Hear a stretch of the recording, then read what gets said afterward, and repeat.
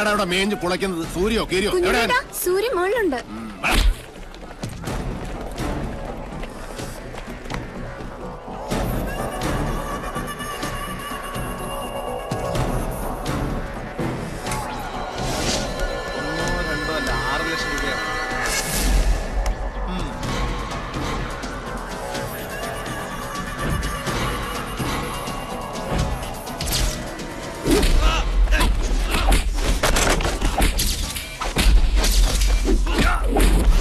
കളി നിന്റെ കമ്പനിക്കാരോട് മതി. ഇത് റേഞ്ച് വേറെയാണ്.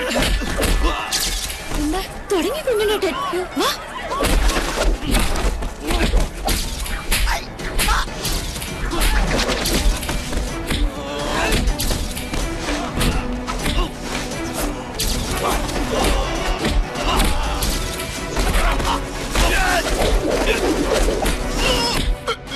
പട്ടാഴിയിലെ പെണ്ണിനെ തൊട്ട കയ്യല്ലേ ഇത്?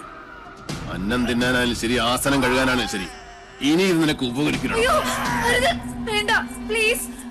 ഇപ്പൊ നീ പൊയ്ക്കോ.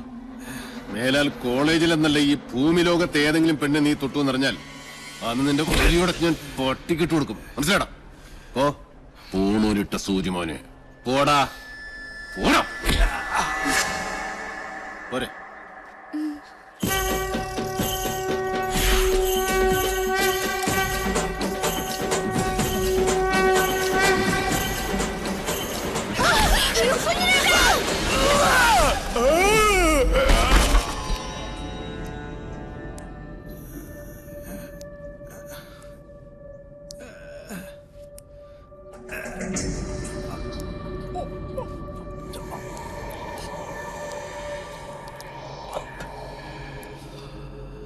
ശുഭമസ്തു. തൃക്കാരമണ്ണ ദുർഗയുടെ മുന്നിൽ ഏട്ടൻ നിനക്ക് വേണ്ടി നടത്തിയ രക്തഗുരുസിയുടെ പ്രസാദ. ആരാ കർമ്മം ചെയ്യുന്നറിയോ? സാക്ഷാൽ പട്ടാഴി മാധവൻ നമ്പൂതിരി. അവന്റെ അനിയന്റെ ജീവന ഞാൻ ദേവിയോട് ചോദിച്ചതെന്ന് പാവം പുറപ്പെടാ ശാന്തി ഇതുവരെ അറിഞ്ഞിട്ടില്ല. പ്രസാദം തരുമ്പോൾ 2 കൈയും വെച്ച് അനുഗ്രഹിച്ചു. ഇച്ഛ പോലെ എല്ലാം നടക്കട്ടെ എന്ന്. മാധവന്റെ നാക്ക് പൊന്നാവട്ടെ. ഏട്ടൻ സാത്വികനാച്ച, അനിയൻ നാസ്തികനാ. ഗിരി, ഒരിക്കൽ കൂടി ആ കുഞ്ഞുണ്ണിയെ ഈ ചെമ്പ്രയിലെത്തിക്കണം. നടക്കുവോ?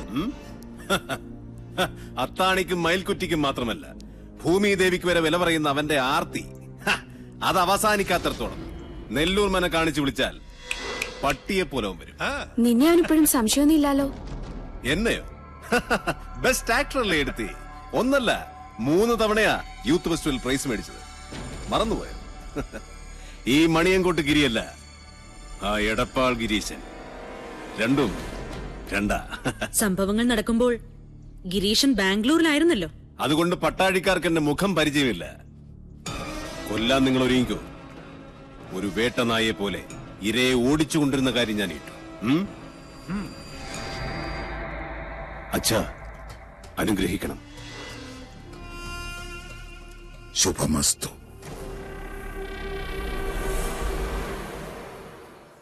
അതെ, കുത്തിയിരിപ്പ് സത്യാഗ്രഹം നടത്താനല്ല ഞാനിവിടെ വന്നത്. എന്റെ സമയത്തിന് എനിക്ക് വിലയുണ്ട്.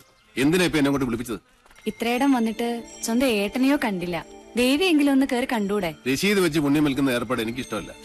ഏട്ടൻ എന്തെങ്കിലും പറഞ്ഞിട്ടുണ്ടെങ്കിൽ അത് പറഞ്ഞോളൂ, എനിക്ക് പോണം. മുച്ചൂട് നശിച്ചില്ലങ്ങൾ വാങ്ങി തിരിച്ചും മറിച്ചും കച്ചവടം ചെയ്തെന്ന് പറയാൻ പറഞ്ഞു. ഈ ജാതകത്തിന് ഭൂമി കച്ചവടം ശരിയാവില്ലാത്രേ. ഞാൻ തിരിച്ചുമറിച്ച് ഇല്ലങ്ങളും പറമ്പുകളും വിറ്റ് കിട്ടുന്ന കാശുകൊണ്ടാ പട്ടാഴിയിലെ പത്തായപ്പുരം നിറഞ്ഞു കിടക്കുന്നതും അവിടുത്തെ ദാസ്യ പരമ്പരയെ മുഴുവൻ ഇക്കാലം അത്രയും തീറ്റിപ്പോറ്റിയതും. അതൊന്നും ആർക്കും അറിയണ്ടല്ലോ. നെറ്റി പേർക്കുന്ന കാശുകൊണ്ട് അന്നം തേടുക, അതാ എന്റെ പോളിസി. അന്നം തന്നെ ഉന്നം, അതിനുവേണ്ടി എന്തും ചെയ്യും. കേട്ടില്ലേ? ഈശ്വരൻ നിൽക്കാത്തതേ പറയൂ, പ്രവർത്തിക്കൂ. അകത്തിരിക്കുന്ന ആളോട് അനിയന് വേണ്ടി മനസ്സോടൊന്നൊന്ന് പ്രാർത്ഥിക്കാൻ പറയാ. അമ്മേ നാരായണ.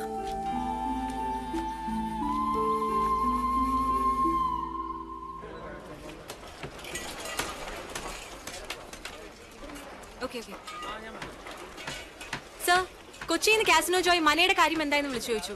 ഏത് മന? നെല്ലൂർ മന. നമസ്കാരം സാറേ, ഇത് ഞാനാ. ഉണ്ണി സാറ് എന്നോട് ക്ഷമിക്കണം. നിങ്ങൾ പറഞ്ഞ സമയത്ത് എനിക്ക് അങ്ങോട്ട് എത്തിപ്പെടാൻ പറ്റിയില്ല. കഴിഞ്ഞ ആഴ്ച മുഴുവൻ അട്ടപ്പാടിയിലായിരുന്നേ. ഒരു ഇഞ്ചിത്തോട്ടത്തിന്റെ കച്ചവടം ഉണ്ടായിരുന്നു. നിന്റെ ആക്രാന്തം കൊണ്ടാവും കാര്യം അങ്ങോട്ട് നടന്നില്ല. അഖിലാണ്ട കോടി ബ്രഹ്മാണ്ട നായകനാണ് സത്യം. ഇങ്ങളാ മന വാങ്ങിച്ചില്ലെങ്കിൽ നിന്റെ കുടുംബം കഷ്ടത്തിലാവൂട്ടോ. നീ ആരാ? ആര്? തൃപ്രയറപ്പനോ? അയ്യോ, എടപ്പാൾ ഗിരീശൻ, മൂന്നാമൻ, ദല്ലാൽ. നീയൊക്കെ ആരാന്ന് നിന്റെയൊക്കെ വിചാരം? അയ്യോ, ഞാനൊരു പാവം. നെല്ലൂർ മനയിലെ ഏത് കാരണവരോടാണ് നിങ്ങൾ അത് വിൽക്കാൻ സമ്മതമായത്? വെറുതെ എന്റെ റേഞ്ചിലൊക്കെ വരല്ലേ ഗിരീശ. ഞാൻ പരിധി വിട്ടാ നിന്റെയൊക്കെ സിഗ്നല് പോകും കേട്ടോ. മൂന്നാം മാ എവിടെ? നെല്ലൂർ മനയുടെ പ്രമാണം എന്താ? പാമ്പോ? എവിടെ? അയ്യോ, അപ്പുറത്ത് മുറ്റത്ത് സാർ. നിന്റെ ആദിശേഷാ. നായിന്റെ മോനെ, നിന്റെ തല എപ്പോഴേ പാമ്പിന്റെ വായി കേറി കഴിഞ്ഞിരിക്കുന്നു. കരിനീലിച്ച് കിടക്കാൻ സമയമായടാ നിനക്ക്.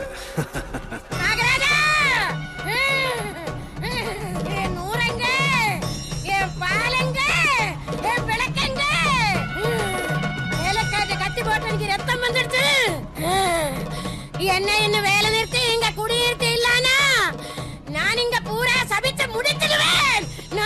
நாகராஜா, ഒന്ന് മാറി. മാറി മാറി.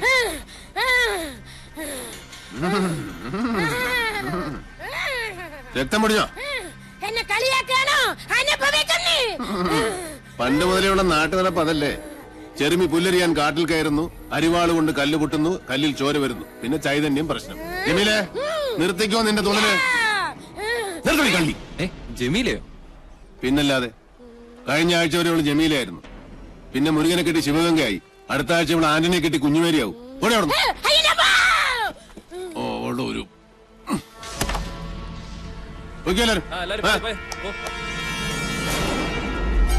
മാറുക, അങ്ങോട്ടൊന്ന് മാറുക.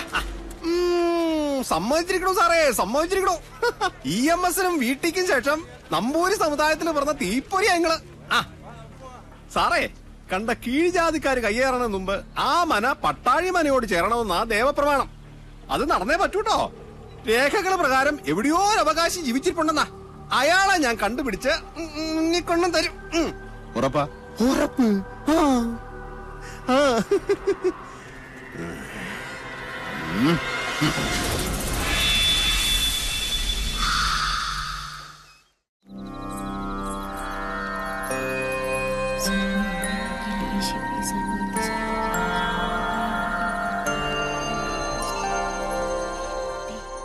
അമ്മ കഥ പറയുന്നുണ്ടോ ഇല്ലേ?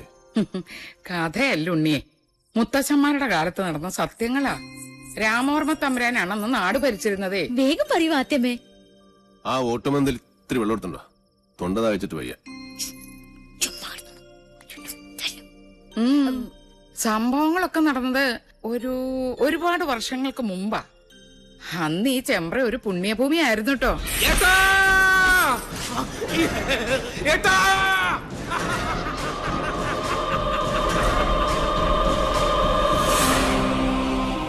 വേദവും മന്ത്രവും ഉരുക്കഴിക്കുന്ന പവിത്രഭൂമിയെ രണ്ടായി ഭാഗിച്ചൊഴുകുന്ന ചെമ്പ്രപ്പുഴ.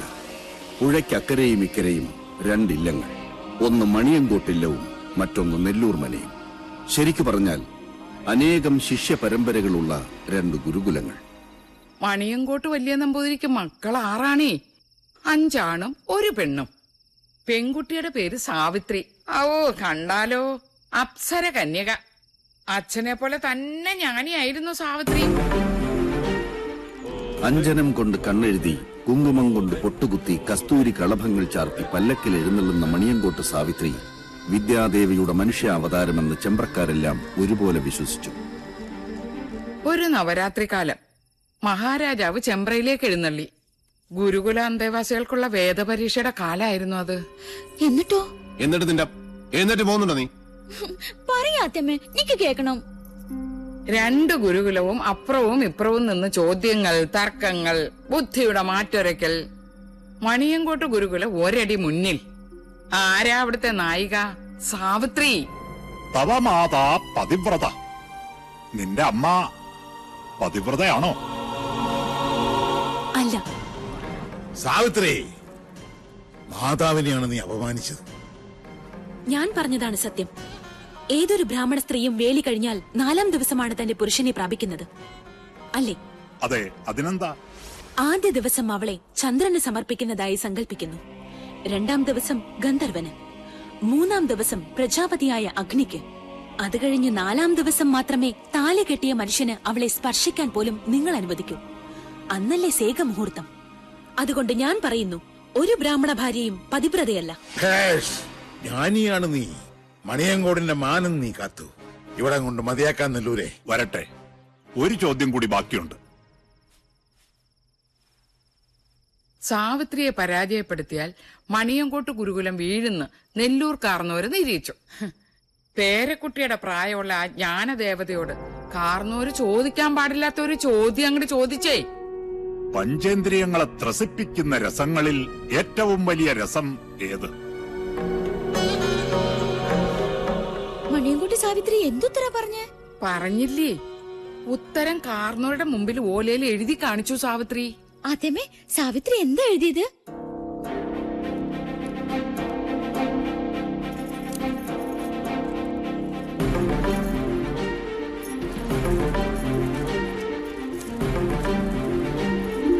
കാമരസം. സ്വന്തം തലയിലെഴുത്ത സാവിത്രി തിരുത്തി എഴുതിയത്. പുരുഷനെ അറിയാത്ത കന്യക കാമരസം എന്നെഴുതിയാലുള്ള സ്ഥിതി എന്താ? കന്യകയായി നിനക്കെങ്ങനെ അതറിയാൻ കഴിഞ്ഞു എന്നായി നെല്ലൂർ കാരണവർ. എല്ലാറ്റിനും സാക്ഷിയായ നാടുവാഴി സാവിത്രിക്ക് ജാതിഭ്രഷ്ട് കൽപ്പിച്ചു. ഒടുക്കം സ്വന്തം അച്ഛന് മകളെ പടിയടച്ച് പിണ്ടം വയ്ക്കേണ്ടി വന്നു. വ്യസനം സഹിക്കവയ്യാതെ സാവിത്രിയുടെ അമ്മ പുഴയിൽ ചാടി മരിച്ചു. നാട് മുഴുവൻ ഒരഭയത്തിനായി അലഞ്ഞു നടന്നു സാവിത്രി. ഒരു ദിവസം നെല്ലൂർ മനയുടെ പടിപ്പുര തുറന്ന് സാവിത്രി വന്നു. തനിക്ക് ഈ ഗതി വരുത്തിയ നെല്ലൂർ കാരണവരെ മനം നൊന്ത് ശപിച്ച് സാവിത്രി മനയിലെ തുളസിത്തറയിൽ തലതല്ലി മരിച്ചു. നെല്ലൂരുകാര് കാരണം തന്റെ മോൾക്ക് വന്ന ദുർഗതിയോർത്ത് മണിയങ്കോട്ട് കാരണവർ തന്റെ സാത്വിക ഭാവം അങ്ങോട്ട് ഉപേക്ഷിച്ചു. തന്നെ കൈവിട്ട ദേവതകളെ അയാൾ വേണ്ടെന്ന് വെച്ചു. വടക്കിനിയിൽ ചാത്തന്മാരെ കുടിയിരുത്തി.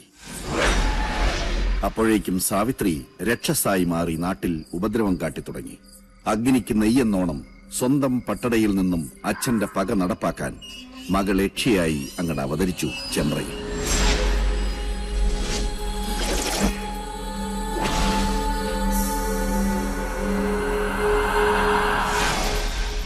സാവിത്രിയുടെ രക്തം വീണ തന്റെ മനയിൽ അനർത്ഥങ്ങൾ പ്രതീക്ഷിച്ച നെല്ലൂർ കാരണവർ ഉളിയന്നൂർ തച്ചനെ വരുത്തി പുതിയ ഒരു എട്ടുകെട്ട് പണിയിച്ചു. പാലുകാച്ചലും സദ്യയും. ചെമ്പ്രയിൽ ഒരു ഉത്സവത്തിന്റെ ആഘോഷമായിരുന്നു അന്ന്. പക്ഷെ ആ രാത്രി പകവീട്ടലിന്റെ രാത്രി കൂടിയായിരുന്നു. സന്ധ്യാജപത്തിനു വേണ്ടി കുളിക്കാനിറങ്ങിയ നെല്ലൂർ കാരണവരെ നേറിയക്ഷിയായി വന്ന സാവിത്രി അകപ്പകയോടെ കഴുത്തിൽ കോമ്പല് താഴ്ത്തി. പിറ്റേന്ന് ചെമ്പ്രപ്പുഴയിലാണ് കാരണവരുടെ ശവം പൊന്തിയത്. നെല്ലൂർ മനയിൽ അവശേഷിച്ചിരുന്നവരെല്ലാം ജീവനും കൊണ്ട് ചെമ്പ്ര വിട്ടു.